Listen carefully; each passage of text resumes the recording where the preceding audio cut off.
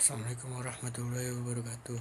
Nama saya Mi Christian Trirakasibi dari kelas 10 IPS 2. Hari ini saya akan mempresentasikan kebudayaan Mesir kuno. Mesir kuno adalah satu peradaban kuno di bagian timur laut Afrika. Peradaban ini terpusat di sepanjang hilir Sungai Nil. Peradaban ini dimulai dengan unifikasi Mesir Hulur dan Hilir sekitar 3150 sebelum Masehi dan selanjutnya berkembang selama kurang lebih 3 milenium. Sejarahnya mengalir melalui periode kerajaan-kerajaan yang stabil, masing-masing di antaranya oleh periode ketidakstabilan yang dikenal sebagai periode menengah. Mesir kuno mencapai puncak kejayaannya pada masa kerajaan baru. Selanjutnya peradaban ini mulai mengalami kemunduran. Mesir ditaklukkan oleh kekuatan-kekuatan asing pada periode akhir. Kekuasaan Fir'aun secara resmi dianggap berakhir pada sekitar 31 sebelum Masehi. Peradaban Mesir kuno didasari atas pengendalian keseimbangan yang baik antara sumber daya alam dan manusia, ditandai terutama oleh 1. Irigasi terhadap lembah Nil, 2. Pendaya gunaan mineral dari lembah dan wilayah gurun di sekitarnya, 3. Perkembangan sistem tulisan dan sastra, 4. Organisasi proyek kolektif, 5. Perdagangan dengan wilayah Afrika Timur dan Tengah serta Mediterania Timur, serta kegiatan militer yang menunjukkan kekuasaan terhadap kebudayaan negara atau suku bangsa tetangga pada beberapa periode berbeda. Kehidupan sehari-hari.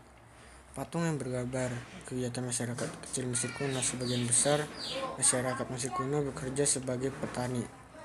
Kediaman mereka terbuat dari tanah liat yang didesain untuk menjaga udara tetap dingin di siang hari. Setiap rumah memiliki dapur dengan atap terbuka. Di dapur itu biasanya terdapat batu giling untuk menggiling tepung dan oven kecil untuk membuat roti. Tembok dicat warna putih dan beberapa juga ditutupi dengan hiasan berupa linen yang diberi warna. Lantai ditutupi dengan tikar bulu dilengkapi dengan furnitur sederhana untuk duduk dan tidur. 2. Masakan Mesir cenderung tidak berubah selama berabad-abad. Masakan Mesir modern memiliki banyak persamaan dengan masakan Mesir kuno. Makanan sehari-hari biasanya mengandung roti dan bir dengan lauk berupa sayuran seperti bawang merah dan bawang putih, serta buah-buahan berbentuk biji dan ara. Wine dan daging biasanya hanya disajikan pada perayaan tertentu, kecuali di kalangan orang kaya yang lebih sering menyantapnya. Ikan, daging, dan unggas dapat diasinkan atau dikeringkan, serta direbus atau dibakar. Arsitektur. Kuil Edfu adalah salah satu karya arsitektur bangsa Mesir kuno. Karya arsitektur bangsa Mesir kuno yang paling terkenal antara lain piramida Giza dan kuil di Tebes. Proyek pembangunan dikelola dan didanai oleh pemerintah untuk tujuan religius sebagai bentuk peringatan maupun untuk menunjukkan kekuasaan Fir'aun. Bangsa Mesir kuno mampu membangun struktur batu dengan peralatan sederhana namun efektif dengan tingkat akurasi dan presisi yang tinggi. Selanjutnya ada seni. Patung dada Nefertiti karya Tutmose adalah salah satu karya terkenal bangsa Mesir kuno. Bangsa Mesir kuno memproduksi seni untuk berbagai tujuan selama 3.500 tahun. Seniman mengikuti bentuk artistik dan ikonografi yang dikembangkan pada masa kerajaan lama.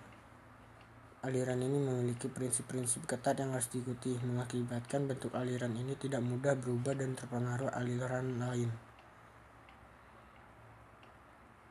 Perpaduan antara teks dan gambar terjalin dengan indah, baik di tembok makam dan kuil, peti mati maupun patung.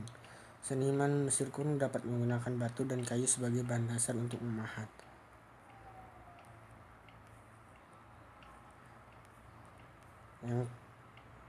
Terus ada agama kepercayaan. Buku kematian adalah panduan perjalanan untuk kehidupan setelah kematian. Kepercayaan terhadap kekuatan gaib dan adanya kehidupan setelah kematian dipegang secara turun-temurun.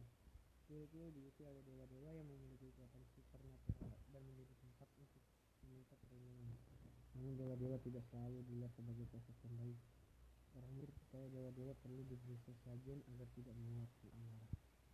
Struktur ini dapat berubah tergantung siapa yang berkuasa ketika itu.